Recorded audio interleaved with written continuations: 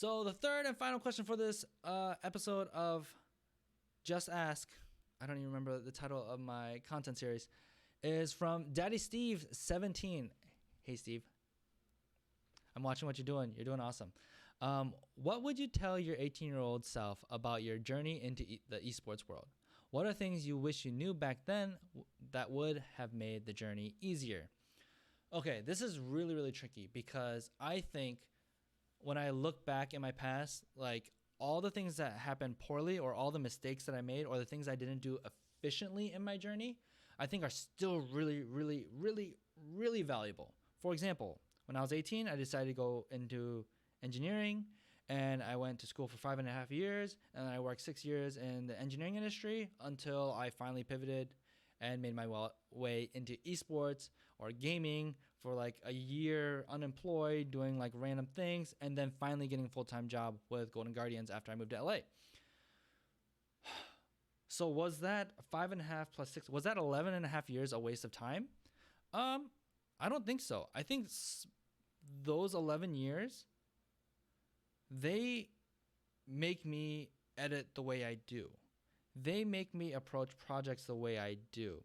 They help me bring an engineering mindset that only I have because of the school I went to, the experience I've experienced, the friends I made along the way, the heartbreak that I experienced, the stress and failure and depression that I experienced, the successes that I've experienced, like all those things that culminate into who I am today, like make me a unique individual at my job, in my company, with my team, as an editor, as a content creator, as a strategist, as a whatever my job description is, like all those things, they bring me something unique that I might not have had before.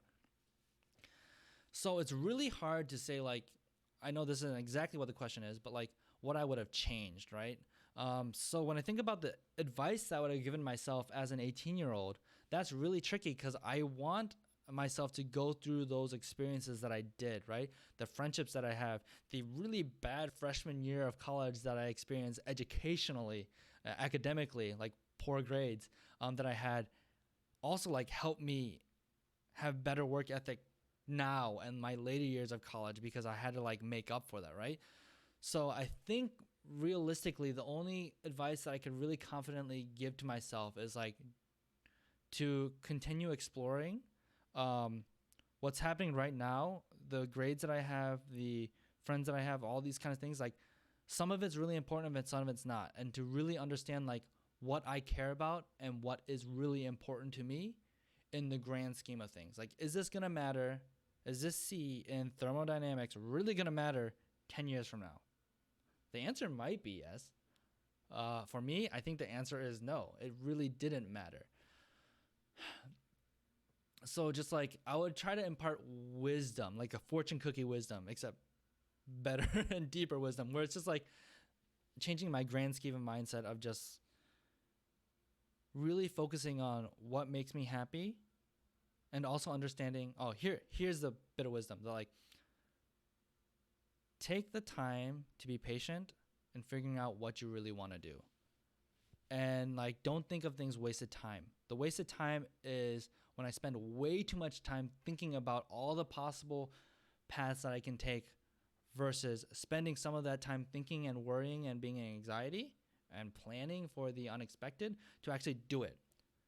My freshman year, if I'm like, hey, I really am interested in esports, but I don't know if it's like a real thing yet.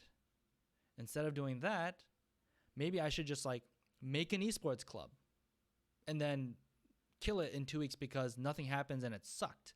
Or maybe I make an esports club, do it for a year and it's like amazing and I realize like, oh, I want to go into project management. Or hey, actually I love video editing. Maybe I should like find some ways to be more creative, right? I think that could have changed my whole college trajectory, which would have made me maybe a better editor, maybe made me a better content creator.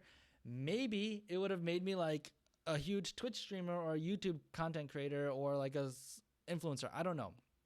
But if I knew that earlier, I could have shaped my career and had more confidence and also been less limited by fear or anxiety or maybe these lies that I had for myself about like what a successful career is, and would have opened me up to a lot more opportunity. I think that's like the biggest thing, just like that whole mindset of not being trapped by fear, and also understanding like because we live in a world with the internet and in America and with a good economy, like I think anyone, if they're willing to work hard enough, can find happiness in a living doing whatever they want, with a big asterisk on that statement.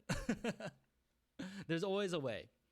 That way just might not lead to a 6-figure salary if that's really, really important to you. But I also think like money is slightly overrated in our culture. Money is important, but like happiness is something that people are not finding ways to find, I think. And that's hard to see as someone that finds a lot of joy and happiness in my life. Don't get me wrong.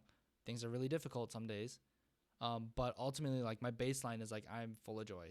That's great. That's really exciting to live by, and that's also kind of what I want to show in the content that I create and my just casual vlogs that I create, where it's just like kind of unfiltered version of like what I'm going through. Yeah, I think that's the biggest advice that I wish that I could give to myself. Just to give a little bit more into when I'm talking about specifically esports. To network earlier and to not be so timid and shy. That's really hard because I am kind of naturally shy with meeting with strangers. And I don't know how you get over that, because I can't just be like, just get over it and do it. Like get over yourself and don't be afraid, because I mean, fear is irrational. But yeah, if I can network better, which might have meant that like I had to drink more before I go to networking events or like meet people. But I think networking is super, super important when it comes to esports. So just finding people early, and especially when it was like early in its grassroots, like anyone and everyone had access to anyone and everyone. If we're talking about a new esports or a smaller esports community, let's say like some mobile esports communities, and you're really into it, you could probably hit up a lot of people and do things. So that would be my also advice when I'm talking about my esports journey. Cool. Thanks for that question, Daddy Steve. And hey, anyone that's watching, go check out Daddy Steve's Instagram. His Twitter is @DaddySteve17. You can probably find his Twitch and other links there. He has a really, really cool Twitch community.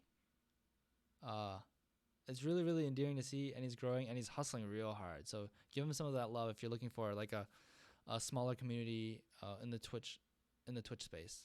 Small-ish. You're not tiny anymore. Daddy Steve. All right. So that is it for this episode. Let me know what you think in the comments. I would love some feedback because I want to make this better. I've talked about before, if you're not interested in me, you can just shut it off. Actually, leave comments below on other questions you want me to ask, or hit me up on Twitter. Probably using the hashtag like just ask or something like that. I'll figure this out. Now, for those of you that actually care about me and what I'm doing, you can listen a little bit more. I would appreciate it, so you guys can give me feedback. This content is something that I've been trying to do because it's honestly really low effort. I just turn on my stream cam and do like a one take. Although I had some pauses because I needed some water. My dog was whining, those kind of things.